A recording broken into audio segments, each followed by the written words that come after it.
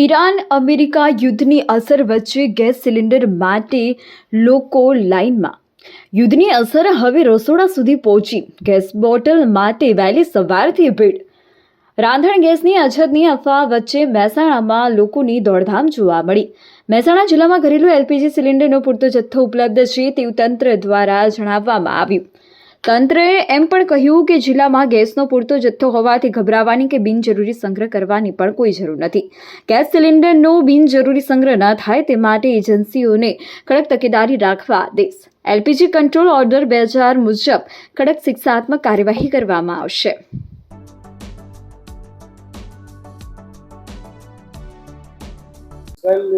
America વચ્ચે યુદ્ધ ચાલુ છે તેને લઈને ગેસની લાઈનમાં ખૂબ જ લોકો લાઈનમાં ભરાય છે તે બાબતે શું કહેશો?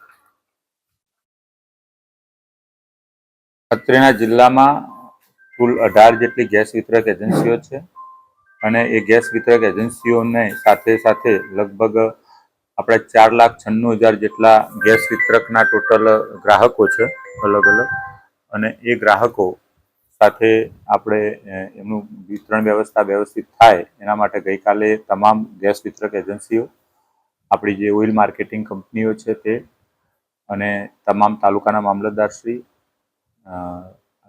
સપ્લાય ઇન્સ્પેક્ટરશ્રી સાથે આપણે મિટિંગ કરી હતી। અત્રેના જિલ્લામાં એવો કોઈ પ્રશ્ન અત્યારે છે નહીં અને સાથે સાથે તમામ લોકોને પેનિક ન થાય એના માટે આપણે એક અનુરોધ પણ કર્યો છે। સમાચાર માધ્યમોથી કે સોશિયલ મીડિયાના માધ્યમોથી ક્યાંક ને ક્યાંક લોકો પેનિક થઈ અને કદાચ ઘણા વખત જતા હોય છે, પણ સામાન્ય રીતે આવું પેનિક ન થાય। આરોગ્યની સેવાઓ, એમડીએમ, છાત્રાલયો, સ્કૂલ્સ કોલેજની જે વ્યવસ્થાની જરૂરિયાત છે એને પ્રાયોરિટીના ધોરણે આપી અને સિંગલ બોટલ 25 દિવસ અને ડબલ બોટલ હોય તો 30 દિવસની જે મર્યાદા હોય છે મર્યાદામાં આપણું ગેસ વિતરણ અત્યારે ચાલુ છે અને અત્યારે પૂરતા પ્રમાણમાં, ખાસ કરીને અમે એક ચિંતા કરી રહ્યા છીએ કે આ પરિસ્થિતિનો લાભ લઈ અને ક્યાંય બ્લેક માર્કેટિંગ ના થાય, ડાયવર્ઝન ન થાય એના માટે આપણે સૂચનાઓ આપણે જિલ્લા પુરવઠાની ટીમ દ્વારા અને અત્રેના જિલ્લાના કલેક્ટર સાહેબ મારફત આપવામાં આવી છે।